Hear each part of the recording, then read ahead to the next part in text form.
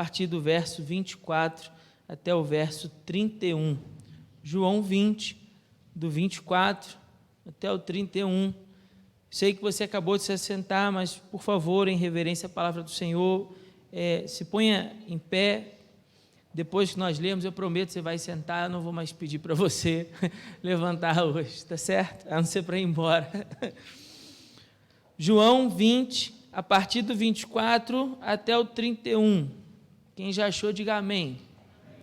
Quem não achou, diga eu preciso da escola bíblica dominical. Todo domingo, às 9 horas, você é meu convidado especial, tá bom? Diz assim a palavra do Senhor, João, capítulo 20, verso 24. Tomé, chamado Dídimo, um dos 12, não estava com eles quando Jesus apareceu. Então, os outros discípulos lhe disseram, vimos o Senhor. Ele, porém, lhes respondeu, se eu não vir o sinal dos pregos nas mãos e não puser o dedo no seu lado, de maneira nenhuma crerei. 8 dias depois, os discípulos estavam outra vez ali reunidos e Tomé estava entre eles. Estando as portas trancadas, Jesus chegou, colocou-se no meio deles e disse, paz seja convosco. Depois disse a Tomé, coloca aqui o dedo e vê as minhas mãos, estende a tua mão e coloca no meu lado. Não seja incrédulo, mas crente. Tomé lhe respondeu, Senhor meu e Deus meu. E Jesus lhe disse, porque me viste e creste? Bem-aventurados os que não viram e creram.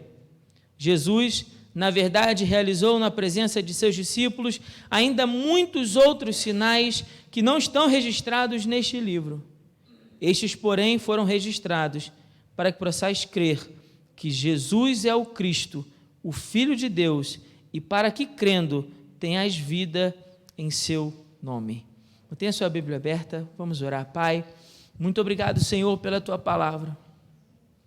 Pai querido, em nome de Jesus, pedimos a tua bênção sobre nós aqui nessa noite, nesse lugar. Pedimos que o Senhor perdoe os nossos pecados, as nossas falhas e tudo aquilo que causa separação entre nós e o Senhor. E nos permita, Senhor, aqui nessa noite ouvir a tua voz. Pai querido, nós acabamos de ler a tua palavra e cremos que essa palavra é boa, cremos que essa palavra é viva, cremos que essa palavra é eficaz para produzir em nós transformação, as transformações necessárias, tudo aquilo que o Senhor deseja de nós. Cremos que a tua palavra tem poder, cremos que a tua palavra produz vida, Senhor. Por isso pedimos que no nome de Jesus, teu Espírito Santo desvende os nossos olhos, abra os nossos ouvidos, tire toda a dureza do nosso coração, como aqui já foi dito essa noite, para que possamos receber a tua palavra, para que no nome de Jesus a tua palavra gere vida em nós. Nós pedimos assim, com o perdão dos nossos pecados, e em nome de Jesus. Amém. Os irmãos podem se assentar.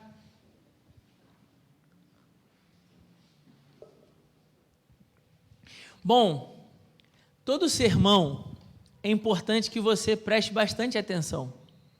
Isso é óbvio, né? Se você presta atenção, certamente você vai aprender muito mais. Às vezes a gente vem para a igreja cheio de tantas preocupações e ansiedades, e é difícil se estar no culto e consciente prestar atenção e absorver tudo aquilo que Deus deseja falar conosco. Eu sei disso. Eu sei que às vezes a gente chega, passamos uma semana tão atribulada, tão atarefada, tão cheia de coisas, que é difícil sentar e nos concentrar apenas no que está sendo dito. Mas eu estou falando isso porque eu gostaria muito que você nessa noite fizesse esse exercício de realmente se concentrar apenas no que está sendo dito e eliminar da sua mente agora as demais preocupações. Realmente tentar não apenas estar de ouvidos abertos, mas de coração aberto para o que vai ser dito. Por quê? O texto que nós vamos ler, irmãos, cada vez que a gente vai mergulhando mais na palavra, a gente vai descobrindo tesouros, pedras preciosas, ensinamentos tão ricos na palavra, que a gente vai se encantando a cada dia mais com essa palavra. A palavra de Deus, ela é de fato apaixonante, quando a gente intencionalmente decide mergulhar profundamente nessa palavra. Então eu queria que a gente juntos fizesse esse mergulho no texto. Bom, a gente já vem há 3 domingos trabalhando o capítulo de João 20. A gente passou 3 domingos falando sobre as transformações que a mensagem do capítulo 20 provoca. E hoje nós vamos chegar na mensagem mais importante, não apenas do capítulo, mas do livro inteiro de João. E não apenas do livro de João, mas de toda a Bíblia. De toda a Bíblia, e eu vou mostrar isso para você hoje. A gente vai ver isso juntos. E eu creio que no nome de Jesus vocês também vão ficar tão encantados como eu fiquei percebendo à luz desse texto. Como esse texto retrata toda a Bíblia, toda a palavra de Deus. Primeiro, vamos entrar junto no texto, porque talvez você não tenha vindo aqui nos últimos domingos que a gente falou do início desse capítulo. Lá no início a gente falou que o capítulo 20 começa com uma informação, uma mensagem que está sendo declarada. Jesus ressuscitou. Essa é a mensagem do capítulo 20 inteira. Jesus ressuscitou. A gente podia resumir dessa maneira o que representa o capítulo 20. E aí, conforme o texto vai se desenvolvendo, o autor ele segue uma lógica, ele segue um pensamento, um raciocínio. Então, primeiro ele fala sobre como essa mensagem, Jesus ressuscitou, é uma notícia transformadora. Primeira pessoa impactada por essa notícia é Maria. A transformação provocada em Maria, quando ela chega no sepulcro e vai buscar o corpo de Jesus e ela não encontra o corpo de Jesus lá, as suas lágrimas de tristeza são transformadas em sorrisos de alegria naquele dia. Porque naquele momento ela descobre que o seu Senhor não está morto, ele ressuscitou. Quando ela chega lá e se depara com um túmulo vazio, ela continua triste, ela acha que roubaram o corpo de Jesus. Mas então o próprio Jesus se manifesta a ela, a chama pelo nome. Quando ele a chama pelo nome, ela reconhece, ela percebe: o meu Senhor vive. Antes as suas lágrimas de tristeza, agora transformadas em sorrisos de alegria. Ela vai e conta aos discípulos. Na continuidade do texto, né, vai dizer que Pedro e João então saem correndo porque eles querem ver isso também, se de fato é como ela está dizendo. Quando eles chegam lá, se deparam com o sepulcro aberto, a pedra movida de lugar, e então eles também são impactados por essa mensagem e reconhecem que Jesus de fato ressuscitou. Jesus se manifesta aos discípulos naquele dia, eles estavam de portas fechadas, reunindo ali, e Jesus se manifesta no meio deles e declara: paz seja convosco. E então eles conseguem ver Jesus. Imagina essa cena. Eles veem Jesus. Pastor, eles viram Jesus, acharam que era um fantasma e saíram correndo. Afinal de contas, eles estavam com a porta trancada porque estavam com medo dos judeus. Não, eles não saíram correndo com medo, porque a presença de Jesus gerou coragem dentro deles. E essa é a transformação que o autor está mostrando para nós que acontece. Quando os discípulos estão de posse dessa informação de que Jesus ressuscitou e eles veem o seu mestre, aquilo que era medo se transforma em coragem. Coragem, Jesus ressuscitou. Ele não só declarou a eles: paz seja convosco, mas então ele os comissiona, dá uma missão para eles. Isso aparece desde o 19 até o verso 23, tá certo? Desde o 19 até o verso 23. E então eles recebem o Espírito Santo. Jesus sopra neles. Assim como Deus, quando criou o homem e pega aquele boneco de barro e sopra naquele boneco, e aquele boneco tem o fôlego da vida, assim também Jesus sopra sobre eles o seu Espírito Santo. E agora eles têm a vida do Senhor dentro deles. Só que quando isso acontece, e por isso eu estou fazendo essa recapitulação, o texto vai fazer questão de dizer para nós que um entre os 11 não estava lá, que é Tomé. Tomé não estava nesse dia. Imagina, os discípulos estavam lá reunidos, Jesus aparece para eles, ressurreto, vivo, e Tomé perdeu a oportunidade de ver Jesus. Nossa, não estava lá, perdeu essa chance. Quando a gente chega no capítulo, no verso 24, então, o texto começa a declarar para nós uma outra transformação por essa notícia. Então veja, ele vai dizer que primeiro, Tomé não estava presente com eles. Eles declaram no verso 25 o que aconteceu.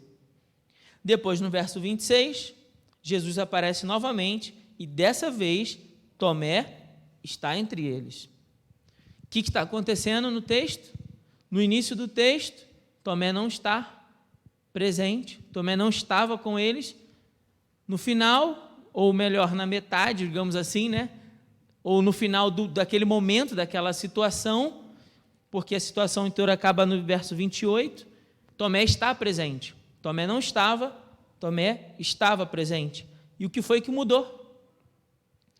O que foi que mudou? Essa é a nossa pergunta. O que foi que transformou a dúvida de Tomé, apresentada no verso 25, para a sua certeza, apresentada no verso 28? O que foi que aconteceu de diferente naquele texto, naquela história, que João está contando para nós, que levou Tomé da incredulidade à fé em Cristo como Deus, como Filho de Deus, como Deus que se fez carne e habitou no meio de nós? Essa é a questão. Como é que a gente sai, então, do ponto A e vai para o ponto B? Como esse Tomé incrédulo é conduzido a um Tomé crente em Jesus? Bom, a gente vai dividir isso e depois a gente vai entender o final do capítulo. Primeiro, sobre a incredulidade de Tomé. Vamos pensar juntos aqui. Vamos ler de novo, para a gente poder fixar o texto. O texto é curtinho, então facilita isso para a gente. Verso 24 diz assim: Tomé, chamado Dídimo, um dos 12, não estava com eles quando Jesus apareceu. Pastor, por que ele não estava? Não faço a menor ideia. Deixa eu te contar, não sei. Ele devia estar muito triste, né? Por isso que ele não estava presente. A gente não pode especular, a gente não pode dizer o que a Bíblia não diz, ok? Então, por que ele não estava? Eu não sei. O fato é que o texto vai dizer, ele não estava lá, junto com eles.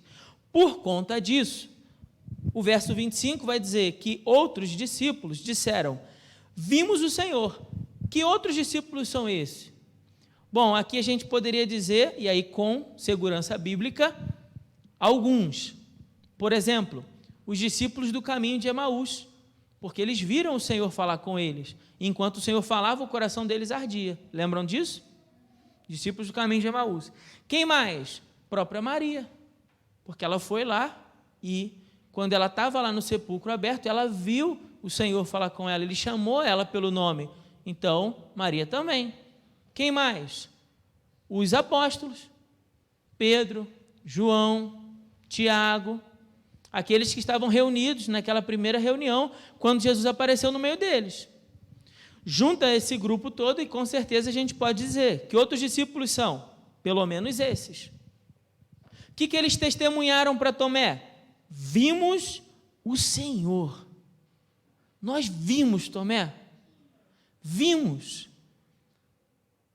A resposta de Tomé é a sua incredulidade. Ele diz, se eu não vir o sinal dos pregos nas mãos e não puser o dedo do lado, de maneira nenhuma eu crerei. Tem muita gente por aí que fica, às vezes, inserindo coisas no texto, especulando, né? Pressupostos, a gente chama isso na hermenêutica bíblica, que é a arte de interpretar o texto bíblico. Fica colocando seus pressupostos, o que eu acho que ele quis dizer com isso, e tentando aplicar isso ao texto. Isso é errado, isso é uma interpretação bíblica errada. O correto seria a gente olhar para esse texto e dizer o seguinte, não sabemos o porquê ele definiu esses critérios. Por que ele disse especificamente pôr o dedo na mão e no seu lado? Por que ele disse isso? Especular sobre isso seria extrapolar o que o texto diz. Mas o que nós podemos dizer ele colocou condições para que Jesus provasse, e isso é um perigo. Ele colocou condições para acreditar. Eu só crerei, eu só vou acreditar nisso que vocês estão falando para mim, se eu vir o sinal dos pregos nas mãos e puser o meu dedo no seu lado. Ele colocou critérios, e isso é um perigo. Lembre os irmãos que foi sempre essa a maior crítica de Jesus para os fariseus. Porque o tempo todo eles não acreditavam em Cristo e ficavam pedindo o quê? Um sinal, que era uma prova. Existe uma diferença muito grande entre você duvidar, e é uma dúvida legítima. Eu mesmo tenho muitas dúvidas sobre a palavra de Deus. Isso é normal, tá certo? É o nosso desejo de estar querendo aprender sobre a palavra. Mas o perigo está na incredulidade, que é quando não apenas eu tenho dúvidas, mas eu imponho condições. Só vou acreditar se Deus fizer tal coisa. Só vou acreditar se Jesus me provar de tal maneira. Isso é um perigo. Isso é um perigo. Tomé coloca essas condições. Como eu disse, o texto não declara para nós por que ele não estava com o grupo. Mas o fato é que naquele dia em que ele não estava, ele perdeu a oportunidade de ver Jesus. Durante, o texto vai dizer, 8 dias, então nos próximos 7 dias, na próxima semana, Jesus aparece para eles no domingo, vai passar uma semana inteira, Jesus vai aparecer para eles de novo no outro domingo, 8º dia depois. Quando ele vai aparecer de novo, Tomé vai passar uma semana torturado pela dúvida e pela angústia. Será que eles estão falando a verdade? Será que de fato Jesus ressuscitou ou não? Ele perde essa oportunidade de ter a mesma paz que os discípulos receberam por conta da sua dúvida e da sua incredulidade. O lembrete de Tomé para nós é que não se pode tentar a Deus pedindo a Ele provas. E uma outra lição para nós, e aqui eu abro um parêntese grande, é muitas vezes quando a gente a gente perde a reunião dos discípulos de Jesus, que é o culto.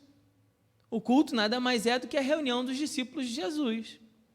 Aí tem uma reunião dos discípulos de Jesus e a gente não vem para a igreja. Por que a gente não vem? Não sei. Os motivos não estão expostos no texto. A gente simplesmente não vem. E aí talvez a gente tenha perdido uma oportunidade de que Cristo se manifestando, aquilo produzisse em nós paz e bênçãos espirituais, que a gente deixa de receber. Essa também pode ser uma lição prática que Tomé mostra para nós. Pois nós não sabemos as bênçãos espirituais que acontecerão naquela reunião. O fato é, ficamos em casa. Mas por que ficamos em casa? Você já pensou nisso? Muitas vezes, por que você não vem à igreja? Por que você não vem se reunir com seus irmãos? A gente está vivendo um tempo em que os estudiosos chamam da pós-modernidade ou modernidade líquida. E uma característica do crente na pós-modernidade é que ele não vê propósito na continuidade dos exercícios espirituais. O que isso significa, pastor? Ele não vê o tamanho da importância de orar constantemente. Ele não vê a importância de ler a palavra constantemente. Ele não vê a importância da comunhão constantemente. E, por consequência disso, ele é fraco na sua fé. O crente na pós-modernidade, ele é fraco na sua fé. Por que ele é fraco na sua fé? Por que ele é cheio de dúvidas? Por que seu coração é permeado por incredulidade? Porque ele esqueceu os exercícios espirituais. Ele esqueceu a importância de praticar exercícios espirituais, como a oração, leitura da palavra e a comunhão com seus irmãos, porque na comunhão a gente tem a oportunidade de edificar uns aos outros, na comunhão a gente tem a oportunidade de estimular a fé uns dos outros, na comunhão a gente tem a oportunidade de se fortalecer na fé, de aprender uns com os outros. Então, só para fechar um parênteses aqui, não perca a oportunidade de estar com seus irmãos. Isso não é conversa de pastor para que você venha à igreja. Isso é uma orientação bíblica de alguém que está querendo zelar pela tua vida espiritual. Então, quando você não vem ou é tentado a não vir, pense, por que eu não quero ir? Cansaço? Bom, Jesus disse, vinde a mim, todos que estáis cansados e sobrecarregados, e eu vos aliviarei. Não há lugar melhor para descansar do que na presença de Jesus, ué. eu estou muito atribulado. Bom, não há lugar melhor para você se livrar das suas ansiedades do que na presença de Jesus. Jesus falou para nós, olha, apresente todas as suas ansiedades em oração diante de Deus. Mas eu ainda assim quero ler um texto para você, que está em Hebreus, capítulo 10, a partir do verso 22, que diz assim, olha, aproximemo-nos com um coração sincero, com a plena certeza da fé, com o coração purificado da má consciência e tendo o corpo lavado em água limpa, sem vacilar, mantenhamos inabalável a confissão da nossa esperança, pois quem fez a promessa é fiel. Pensemos em como nos estimular uns aos outros às boas obras. Vou repetir esse versículo aqui. Pensemos em como nos estimular uns aos outros às boas obras. Não abandonemos a prática de nos reunir. Não abandonemos a prática de nos reunir, como é costume de alguns, mas, pelo contrário, animemo-nos uns aos outros, quanto mais vede que o dia se aproxima. Animemo-nos uns aos outros, quanto mais vedes que o dia se aproxima. Do que você acha que ele está falando? Do dia da volta de Jesus. Então, o autor de Hebreus está estimulando os seus ouvintes a, mantendo fixos seus olhos na esperança da promessa de que Jesus vai voltar, nós nos estimulemos uns aos outros a não deixarmos de nos reunir e a praticar boas obras. Está vendo por que não existe evangelho sozinho? Porque nessa hora que eu estou falando de você vir à igreja, alguém vai dizer assim, pastor, mas eu posso orar e ler a Bíblia sozinho. Claro, como diz o Benjamin, né? Cheque, beleza, você cumpriu aí 2 exercícios espirituais, mas o Evangelho de Cristo Jesus é uns aos outros desde sempre, então não é suficiente apenas que você ore e leia a palavra, porque Jesus nos fez como um corpo e uma família, para que juntos aprendamos uns com os outros, para que juntos estimulemos uns aos outros as boas obras. Então não existe evangelho de carreira solo, evangelho é uns aos outros. No Novo Testamento tem pelo menos 26 mandamentos de reciprocidade, mandamentos que você não consegue praticar sozinho. Pastor, me dá um exemplo. Posso te dar pelo menos 3. Amar uns aos outros, servir uns aos outros e perdoar uns aos outros. Você só aprende isso na igreja. Você só aprende isso na igreja. Amar uns aos outros, servir uns aos outros e perdoar uns aos outros. Por isso é importante que você esteja reunido como igreja. Bom, fechado parênteses, vamos voltar para o Tomé. No verso, então, que se segue, Tomé agora está junto com eles. No 25, ele vai ouvir deles, olha, nós vimos o Senhor, ele ouve o testemunho deles, porém Tomé não acredita, seu coração está cheio de dúvida, está cheio de incredulidade, ele estabelece condição, mas aí na segunda parte do texto, Jesus novamente se apresenta a eles. A partir do verso 26 vai dizer assim, 8 dias depois, os discípulos estavam outra vez ali reunidos, e Tomé estava entre eles. Estando as portas trancadas, Jesus chegou, colocou-se no meio dele e disse, paz seja convosco. Irmãos, eu vou dizer algo aqui que é muito sério, é contundente, mas é importante que se diga. Jesus voltou 7 dias depois, só por causa do Tomé. Só por causa dele. Poxa, pastor, mas o Tomé colocou uma opção de condição. É verdade. Mas ainda assim, o texto está expressando para nós um Jesus que é Deus, grande em poder, grande em majestade, mas que se manifesta de maneira pessoal.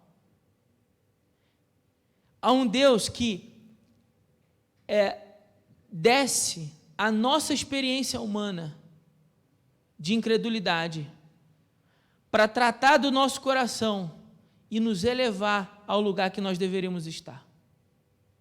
Tomé, nesse momento, já deveria estar como os outros discípulos. Ele já deveria estar em paz e na crença de que Jesus ressuscitou. Ele já deveria estar nesse estágio, vamos dizer assim. Mas ele ainda estava aqui. Aí Jesus, que é Deus encarnado, desce a experiência de Tomé para ajudar Tomé a chegar no lugar que ele deveria estar. Que coisa maravilhosa esse Jesus retratado nesses versos. Novamente ele aparece no meio deles e de portas fechadas. Você reparou isso? Que o texto repetiu a expressão de portas fechadas, portas trancadas, para dizer que o corpo glorioso de Jesus não está preso ao espaço. Não está preso, não é uma porta trancada que vai impedir. O coração de Tomé estava trancado de incredulidade, barreiras de incredulidade. Mas essas barreiras de incredulidade do coração humano não são capazes de manter Jesus do lado de fora.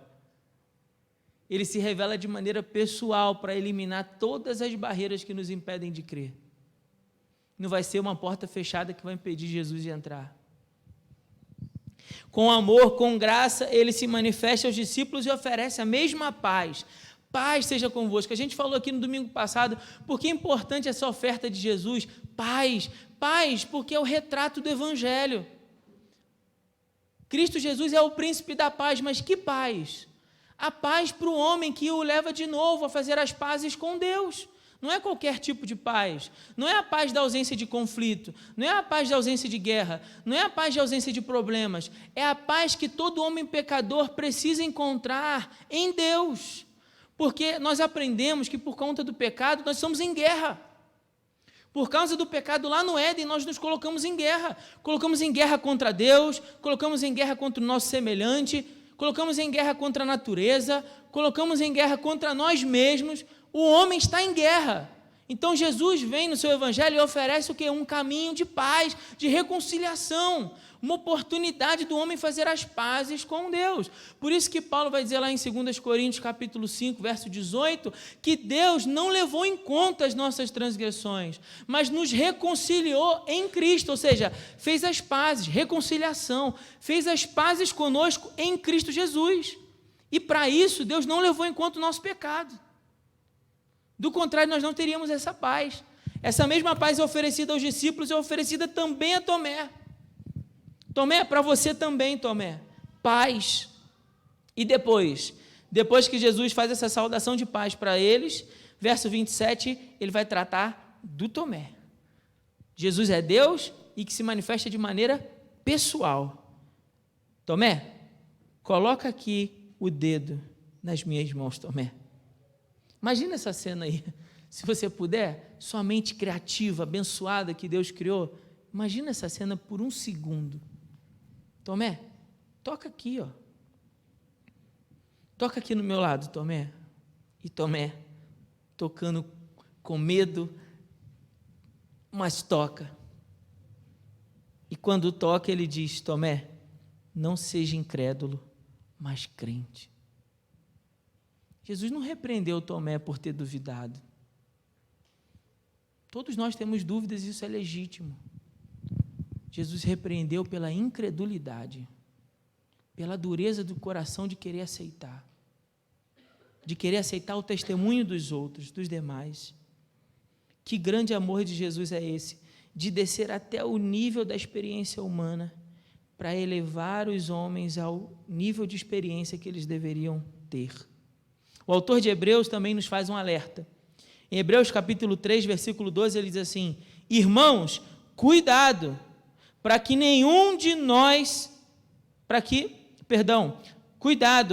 nunca se ache em qualquer um de vós um coração perverso e incrédulo, que vos desvie do Deus vivo. Vou repetir, irmãos, cuidado, para que nunca se ache em qualquer um de vós um coração perverso e incrédulo que vos desvie do Deus vivo. A mesma advertência do autor de Hebreus para os seus destinatários, para as pessoas que iam ler o texto, é a mesma advertência para o Tomé e é a mesma advertência para nós. Irmãos, nós, da primeira igreja batista em Congonhas, cuidado, para que nunca se ache em qualquer um de nós um coração perverso e incrédulo, que nos desvie do Deus vivo.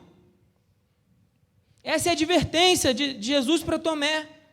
E então no verso 28, Tomé declara, ele reconhece, ele fala, Senhor meu e o quê? Acompanhe, por favor, na sua Bíblia o verso 28 e diga bem forte, Senhor meu e Deus meu. O que é que Tomé está declarando? Jesus é Deus. Diga com convicção, Jesus é Deus. É isso que ele está declarando. Por que eu disse que esse texto expressa, nesses poucos versículos que nós estamos vendo, do 24 até o 28, da incredulidade à fé em Cristo como Deus, esses poucos versículos, 1, 2, 3, 4 e 5, são um resumo de todos os 21 capítulos do Evangelho de João. Vamos resumir todo o Evangelho de João? Vamos juntos. Deus está conduzindo por meio de Cristo pecadores incrédulos. Deus está conduzindo pecadores incrédulos por meio de Cristo para a fé em Cristo como Filho de Deus. É isso que está acontecendo no Evangelho de João.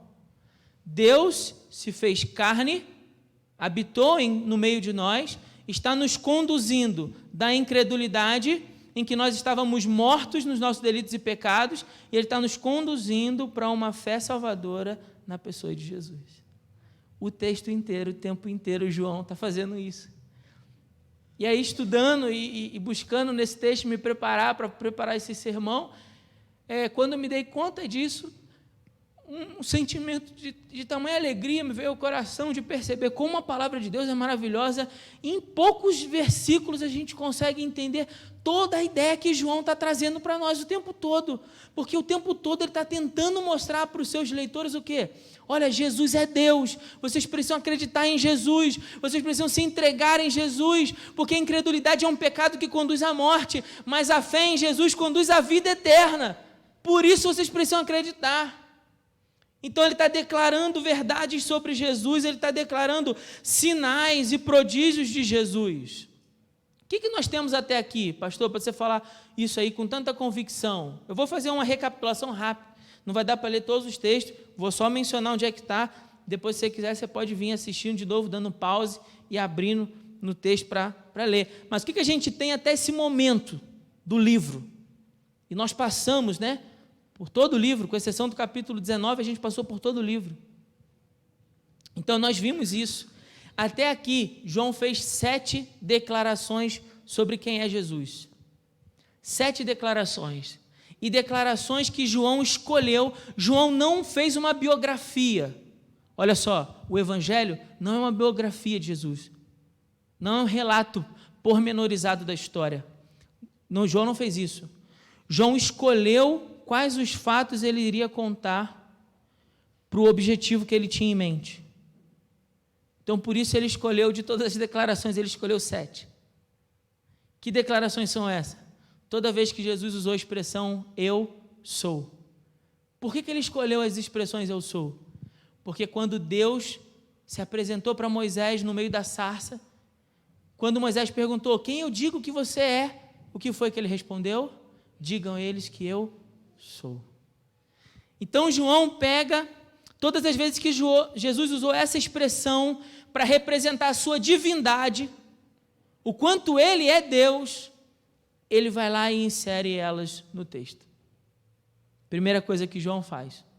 Então ele vai dizer, eu sou o pão da vida, João capítulo 6, verso 35, 41, 48, 51. Eu sou a luz do mundo, João capítulo 8, verso 12. Eu sou a porta das ovelhas, João capítulo 10, verso 7 e 9. Eu sou o bom pastor, João capítulo 10, verso 11 e 14. Eu sou a ressurreição e a vida, João capítulo 11, verso 25. Eu sou o caminho, a verdade e a vida, João capítulo 14, verso 6. Eu sou a videira verdadeira, João capítulo 15, versos 1 e 5. todas as declarações de Jesus como sendo Deus. E não fez apenas isso, mas ele também colocou no seu evangelho, de todos os milagres que Jesus fez, 7 sinais. Olha só, no texto que você está aí aberto, para a gente poder ganhar tempo, diz assim, verso 29. E Jesus lhe disse, por que me viste e creste? Bem-aventurado os que não viram e creram. Vou falar disso depois. Verso 30. Jesus, na verdade, realizou na presença de seus discípulos ainda o quê? Muitos outros sinais. O que quer dizer isso? De que sinais ele está falando? Como assim muitos outros? Bom, isso porque João só listou 7 até esse momento do texto, certo? O 8º vai vir depois na pesca maravilhosa. Mas até aqui só tem 7, e é de propósito. Ele escolheu 7. Jesus fez muito mais do que 7 milagres. Muito, muito mais. Mas João escolheu 7. Por que ele escolheu 7? E ele chama esses 7 de sinais, não de milagres. Percebeu a diferença?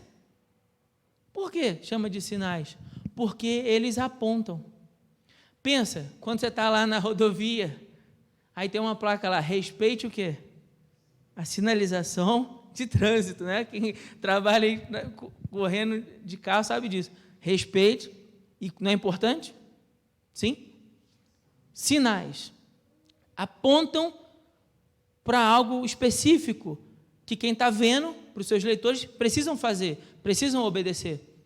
João, ao longo do Evangelho, listou para nós 7 sinais.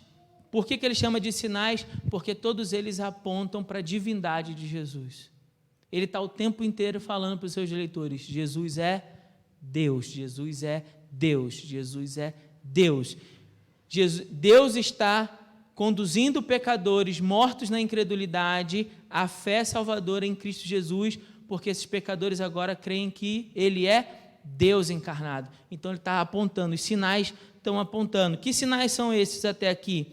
Bom, primeiro Jesus transforma a água em vinho, lá no capítulo 2, nós vimos isso também. Nós vimos todos, na verdade. Jesus cura um paralítico próximo ao tanque de Betesda, no capítulo 5. Jesus cura o filho de um oficial romano, apenas dando um comando, no capítulo 4. Jesus alimenta 5.000 na multiplicação dos pães, nós vimos isso no capítulo 6. Jesus caminha sobre as águas, no meio da tempestade, e acalma ela, no capítulo 6, verso do 15 ao 21. Jesus cura um cego de nascença, capítulo 9, verso de 1 a 41. Jesus ressuscitou Lázaro. Jesus tem poder sobre a vida, então ressuscitou Lázaro, no capítulo 11. Ou seja, todos esses sinais apontando o quê? Para a divindade de Jesus. De todos os milagres que Jesus fez, João escolhe aqueles que ele entende como sinais que apontam para a divindade de Jesus, para que todos nós pudéssemos olhar para Jesus e ver como Deus. Ele é Deus encarnado que habitou no meio de nós. E para que, vendo a Cristo, nós pudéssemos crer em Cristo. E crendo em Cristo, tivéssemos vida eterna. Então ele diz, muitos outros sinais que não estão registrados em qual livro? Neste, ou seja, no próprio Evangelho de João. Esses 7, porém foram registrados para que possais crer que Jesus é o Cristo, o Filho de Deus, e para que, crendo, tenhas vida em seu nome. A gente pode ler juntos o verso 21?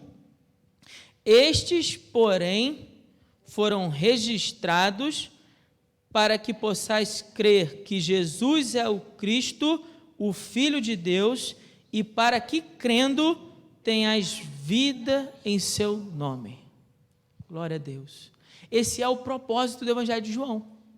Qual é o objetivo que essa carta foi escrita? O autor foi muito generoso conosco. Porque em outros livros é difícil a gente extrair isso. A gente tem que ler e reler várias vezes. O lado bom do Evangelho de João é que o autor colocou o propósito dentro do próprio livro e fez isso explicitamente. Então, qual é o propósito do que eu estou escrevendo? O propósito é para que você possa crer que Jesus é o Cristo, ou seja, é o escolhido, é o ungido, ele é o Messias, aquele que deveria vir ao mundo, o Filho do Deus vivo, ele é Deus encarnado, e para que quando você crê que Jesus é quem ele é, você possa crer e ter a vida em seu nome. A vida. Ele diz isso porque nós estamos mortos na nossa incredulidade. Efésios capítulo 2, verso 1, fala que nós estamos mortos nos nossos delitos e pecados. Todo pecador é um morto. Irmão, a Bíblia não fala que o pecador está doente e precisa de cura. A Bíblia não fala que o pecador está desviado e precisa corrigir a rota. A Bíblia não fala que o pecador tem um problema e precisa de reparo. A Bíblia fala que o pecador está morto e precisa de vida. Morto. Um morto não pode agradar a Deus. Um morto espiritual não pode fazer nada que agrade a Deus. Um morto espiritual não pode praticar boas obras. Um morto espiritual não tem prazer nas coisas do Espírito. Um morto não come, um morto não bebe, um morto não fala, um morto não tem desejos. Mas espera aí, pastor, calma aí. Todo que está no pecado está morto? Não come, não bebe, não fala, não tem desejo? Mas espera aí, tem uma opção de gente no mundo que está no pecado, e come, bebe, fala, e tem desejos, e anda por aí. Sim, ele está falando de um morto espiritual, ainda que o corpo físico daquela pessoa possa comer, possa beber, possa falar, possa ter desejos, possa sentir vontades e prazeres, ele é morto para as coisas espirituais, ele não pode fazer absolutamente nada para agradar a Deus, ele é um defunto, irmãos. Ele precisa da vida do Senhor. Sabe, vida eterna não significa apenas uma vida que não acaba. Todos nós vamos viver uma vida que não acaba. Sabia disso? Todos, sem exceção. Crentes e incrédulos. Você sabia disso? Todo mundo vai viver para sempre. Ou para sempre na presença do Altíssimo, e isso nós chamamos de céu. O céu não é céu porque ele tem anjos cantando. O céu não é céu porque lá é um lugar bacana para se viver. O céu é céu porque lá habita a presença do Deus Altíssimo, e por isso nós queremos morar no céu, amém ou não? Amém? Nós queremos morar no céu porque lá está a presença de Deus, e aí você pode viver infinitamente lá no céu, na presença de Deus, ou você viverá também infinitamente no inferno. E o inferno é o inferno, não é porque seja um lugar quente, o inferno é o inferno não é porque lá tem o diabo, o inferno é o inferno porque lá Deus não habita. O inferno é terrível porque a presença de Deus não está lá. E os que vão para lá vão viver também infinitamente lá, no castigo eterno. Então existe para nós sempre uma ideia de infinitude, seja na vida na presença de Deus, ou seja na vida longe de Deus. Isso é inegável. Vida eterna não é isso. Vida eterna, eterno, é uma qualidade que só Deus possui. Sim ou não? O único que não tem princípio e nem fim é só Deus. Por isso nós dizemos que Deus é eterno. Ele não tem princípio, não terá fim. Vida eterna significa a vida do próprio Deus em nós. E eu não preciso receber vida eterna só no dia que eu morrer e for para o céu, não. Você recebe vida eterna no momento em que você crê em Jesus. No momento em que você crê em Jesus, no momento que você reconhece que Jesus é o Cristo, o escolhido de Deus, que devia vir ao mundo, no momento que você reconhece que Ele é o Filho de Deus, no momento que você crê, você tem vida no nome dEle. E essa vida eterna é uma realidade para o crente hoje, agora. Não vai ser só quando eu morrer, não. Você pode ter vida eterna agora. Quando a vida do Senhor gera vida dentro de você, pela crença, pela fé. Então aquele morto, na sua incredulidade, está sendo conduzido por Deus a uma fé e vida, a uma vida por meio da fé em Cristo. O morto, incrédulo, está sendo conduzido por meio de Cristo para a vida por meio da fé. É isso que está acontecendo. Irmão, é isso que está acontecendo na Bíblia inteira. Não é só isso que está acontecendo no Evangelho de João, não, é isso que está acontecendo em todo esse livro. Todo esse livro tem esse objetivo. Não tem vários objetivos, não. Não se iluda. Não tem múltiplas mensagens, não. Tem uma mensagem sendo anunciada insistentemente. E a mensagem é que o pecador precisa vir à fé em Cristo, para que assim ele seja salvo. Essa é a mensagem do livro. O livro está o tempo todo repetindo isso para nós. Agora, eu posso me apegar, e aqui eu termino, a minhas dúvidas e incredulidades e ficar pedindo a Deus uma opção de prova. Só vou para a igreja se Deus fizer tal coisa na minha vida. Eu conversei com uma pessoa em janeiro que me disse assim, até beber água. Infelizmente, a gente acaba ouvindo isso, de pessoas que a gente ama até. Mas eu só vou para a igreja a hora que Deus abrir a promoção que eu estou esperando no emprego. Deus virou uma forma de satisfazer os meus desejos e vontades. Eu disse assim, olha, se Deus achar por bem fazer isso para te levar nessa direção, para que você venha se tornar um crente firme em Jesus, eu oro ao Senhor para que Ele abra essa porta. Mas eu pessoalmente sei que há uma grande chance disso não acontecer. Porque nem sempre Jesus vai descer a experiência do homem para conduzi-lo. Ele já fez isso. Ele já é o Deus eterno que se tornou carne. Ele não precisa provar nada para mim e para você. Absolutamente nada. E o que nós temos agora é o testemunho dos nossos irmãos. Por isso o verso 28, eu risquei esse na minha Bíblia, bem grandão. Vou te explicar. Ele diz assim, e Jesus lhe disse, porque viste e creste? É uma pergunta. Porque você viu, você creu? Bem-aventurado, ou seja, felizes, os que não viram e creram. E aí, deixa eu fazer uma brincadeira aqui, preste bem atenção. Na primeira reunião, Tomé não estava. Na segunda reunião, Tomé estava. No verso 28, no final disso, a pergunta é, e eu estou com eles? Vou te explicar. Primeira reunião, Tomé não estava, Jesus apareceu, ele não acreditou. Segunda reunião, Tomé estava, Jesus se manifestou novamente, ele acreditou. Mas a pergunta que fica é, e eu sou um destes? O texto fala, bem-aventurado os que não viram, não tocaram nas mãos de Jesus, não tocaram no seu lado, mas mesmo não vendo, eles creram. Quem são esses? Somos nós. Somos todos aqueles que ouvimos os testemunhos dos discípulos de Jesus, todos aqueles que ouvimos essa mensagem transformadora, que Jesus não apenas morreu pelos nossos pecados, mas que Ele ressuscitou ao terceiro dia. Todos nós que ouvimos essa mensagem e cremos nessa mensagem, a Bíblia nos chama de felizes. Você é alguém feliz, porque você não viu, mas creu. E aí eu fiz essa brincadeira com essas palavras na minha Bíblia. E eu estou com eles? A sua resposta, a minha resposta precisa ser sim, pastor. Estou com eles. Bom, eu repeti a grande ideia várias vezes ao longo desse sermão, mas vou repetir novamente. A grande ideia desse texto é também a grande ideia do livro de João e é para nós também a grande ideia de toda a Escritura. De que Deus está conduzindo pecadores por meio de Cristo, pecadores que estavam mortos na sua incredulidade, para uma vida eterna pela fé em Jesus como Filho de Deus.